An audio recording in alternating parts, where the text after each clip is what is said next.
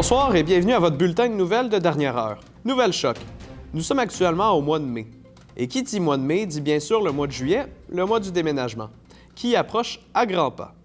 Comme à chaque année, les déménagements causent des débordements dans les refuges de la SPCA, ce qui mène bien souvent les refuges à devoir disposer des animaux. La situation en inquiète certains. On rejoint Ali Gattard, notre journaliste sur le terrain. De soccer! Aucun lien avec la nouvelle, je suis seulement friande de terrain.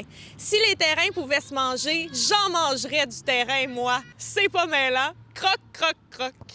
Allons donc ailleurs pour poursuivre ce reportage. Je suis maintenant dans la rue, tout près d'un centre refuge SPCA, et je suis en compagnie d'un chat qui a bien voulu s'entretenir avec moi pour nous raconter sa version de l'histoire. Coucou toi! Tu peux m'appeler Félix. Je veux dire miaou. Dis-moi, Félix, t'es un sacrément gros matou? Ouais, moi, je suis un chat. Je suis pas un gars de la rue qui s'est déguisé en chat pour avoir un lit à la SPCA, là. Non, c'est pas ça qui se passe en ce moment. Hey, salut, buddy. Ça, c'est mon chum de rue, Rémi. Comme plusieurs autres animaux du refuge, j'imagine là, que vous avez peur de ce qui pourrait advenir de vous après le 1er juillet et vous faire piquer, Félix? Ouais, soit ça ou me faire jeter dans la rue. Les itinérants comme moi, je veux dire, les chats de gouttière comme moi, on sait que dans la rue, c'est pas toujours Jojo. J'imagine que vous espérez vous faire adopter par une famille d'ici là, Félix? Ouais, surtout que je suis quand même un bon candidat pour l'adoption. J'ai le poil doux, je chie pas tant que ça partout. De toute façon, avec les pipi-pads Splish Splash, oui, ce ne serait pas un problème. Yo, bro, c'est quoi le fuck, man? Qu'est-ce que tu fais là, Big? Ouais, c'est ça je pensais. C'est moi le king, ici. Dernière question, Félix.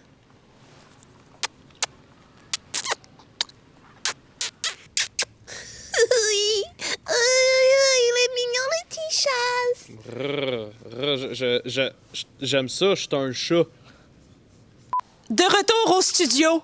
Quelle nouvelle intéressante sur les animaux. Parlons maintenant de musique. Samedi dernier, Jazz, un chien de race caniche de Sainte-Anne-des-Plaines, a perdu la vie en se coinçant la tête dans un piège à ours. Pour en parler, on reçoit un ours. Bonjour, monsieur l'ours. Ah, moi, je suis pas un ours, là. Je suis un bear. Oh, sorry, Mr.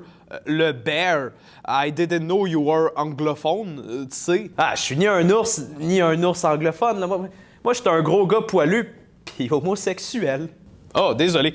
Moi, je suis pas intéressé, là, tu sais. Moi, je suis hétéro avec ma femme, là. Pas tant avec ma femme, plus pour son vagin, là. En fait, moi, j'aime vraiment ça, être hétérosexuel avec le vagin de ma femme, souvent. Ah non, je suis pas en train de te faire des avances, là. OK, mais sur une échelle de 1 à 10, à quel point vous êtes soulagé que ce soit un chien qui soit mort dans le piège et non un ours? Ah ouais, c'est pas le fun, un chien qui meurt. Hey, c'est quoi l'affaire à cette heure? Les gays aiment ça, les chiens qui meurent! Non! Sur une échelle de 1 à 10. Ah ouais! 0! 0 sur 10, bon. Merci. Fait que... Sors! Maintenant, comme le chien s'appelait Jazz, voici un commentaire de la communauté Jazz. C'est pas parce que je suis noir que j'aime le jazz. Si vous voulez, moi, je peux en parler de jazz. J'aime bien Miles Davis.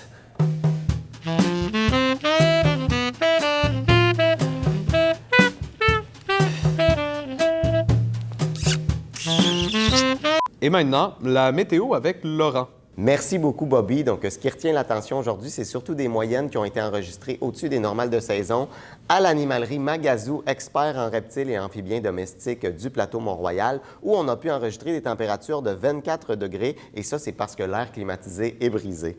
Les prévisions selon les régions maintenant, donc demain, on prévoit un maximum de 32 dans le vivarium des lézards avec beaucoup d'humidité.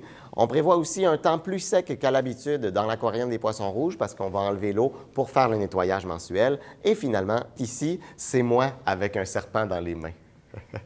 Nos amis les animaux. De retour à vous, Bobby. Assez parlé d'animaux, parlons maintenant de viande. Des réseaux criminels multiplient les vols à l'étalage.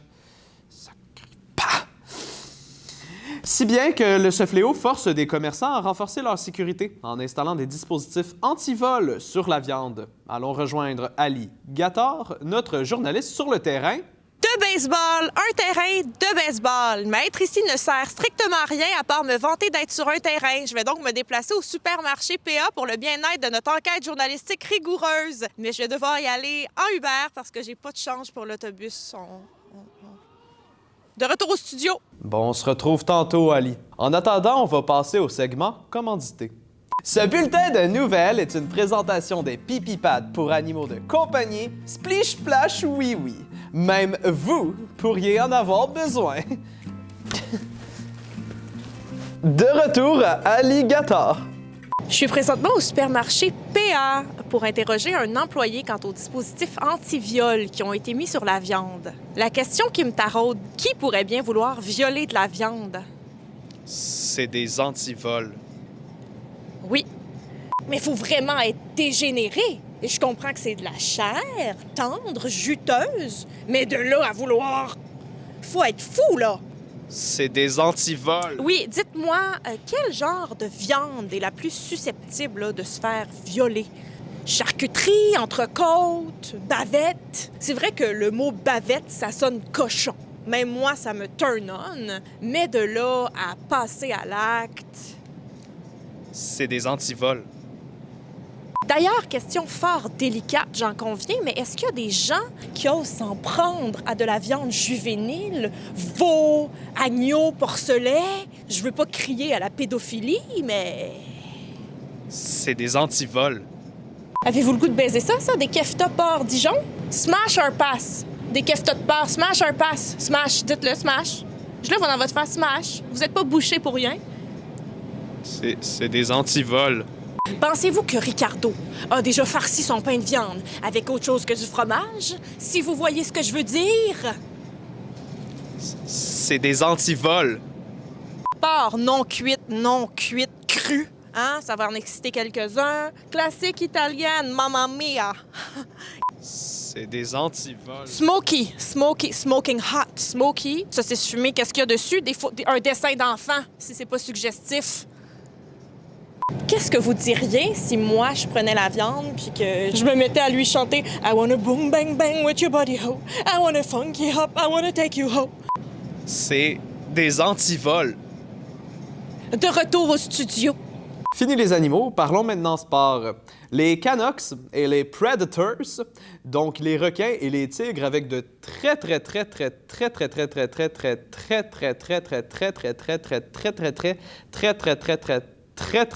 longues dents, s'affronteront ce soir à l'occasion des séries éliminatoires de la LNH.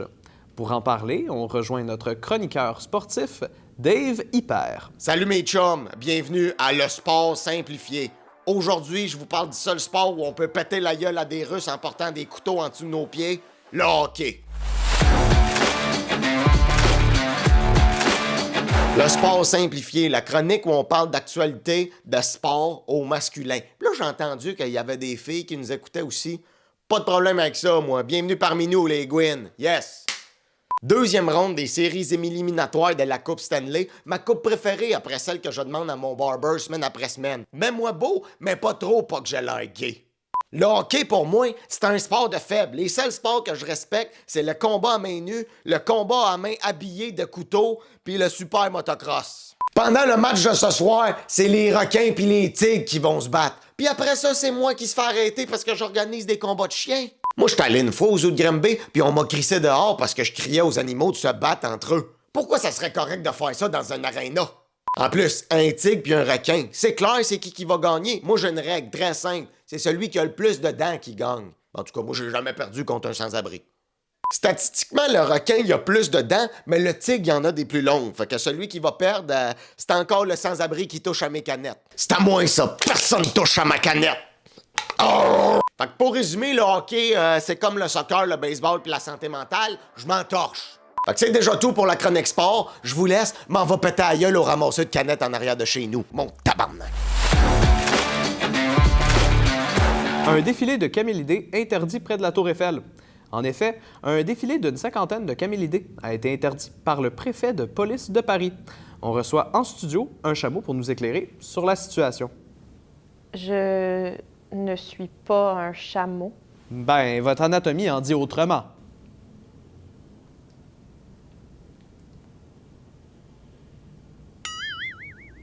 On se revoit après la pause. Le pipipa de Splish Splash Oui Oui. Ah ouais, pisse, ma tabarnak! C'est quoi là, tu vas encore faire un ouragan de pisse dans mon lit? Ça s'appelle un pipipad, pas un je fixe le vide comme une calice d'épaisse pad. Bon, tabarnak, va te faire piquer, esti. Pisse! Pisse! Le pipipa de Splish Splash Oui Oui. Pour le confort de votre meilleur ami. Va te piquer, moi! Vous m'excuserez, la prochaine nouvelle me fait tomber en bas de ma chaise. C'est du lourd. Gen-chan, un hippopotame du zoo d'Osaka, au Japon, a été pris pour un mâle pendant des années avant qu'un test d'ADN ne révèle qu'il s'agissait en réalité d'une femelle. Oh non! Oh, je vais retomber de ma chaise! Wow! Alors, allons rejoindre Laurent Houtan, notre journaliste sur le terrain. De basketball. Un terrain de basketball. Que j'ai choisi non pas par hasard, mais parce que le ballon ressemble étrangement au rond rouge au milieu du drapeau japonais. Pour le Japon, celle-là. Je me trouve présentement avec Lee Mass, une japonaise qui va nous parler de l'horreur vécue par le pauvre petit hippopotame. Konnichiwa, Lee. Ça doit être affreux pour un hippopotame, pour son identité, de s'être fait mégenrer toutes ces années. Une femelle! C'était une femelle, Lee! Qu'avez-vous à dire pour défendre votre nation? Pas japonaise. Mon père est chinois. Oh, bloc. Oh! Les hippopotames mâles marquent leur territoire en faisant tourner leur petite queue pour éparpiller leurs excréments. Gen-chan ne faisait pas ça, c'était une femelle. Une femelle! En tant que japonaise, qu'avez-vous à dire à la communauté des hippopotames? Mon père. Hey, il faut en revenir d'Hiroshima, là! C'est pas parce qu'on vous a bombardé il y a de ça plusieurs années que vous pouvez vous permettre d'enlever l'identité à des animaux. Un pauvre petit potame qui n'avait rien demandé. Aimeriez-vous passer votre vie à vous dire quelle est mon identité? À vous dire qui suis-je, Madame Lee? Je m'appelle Sonia. Hashtag Hippopotame Lives Matter. De retour en studio. C'est ce qui conclut ce renversant bulletin de nouvelles. Merci d'avoir été des nôtres et comme à l'habitude, à demain, les babouins.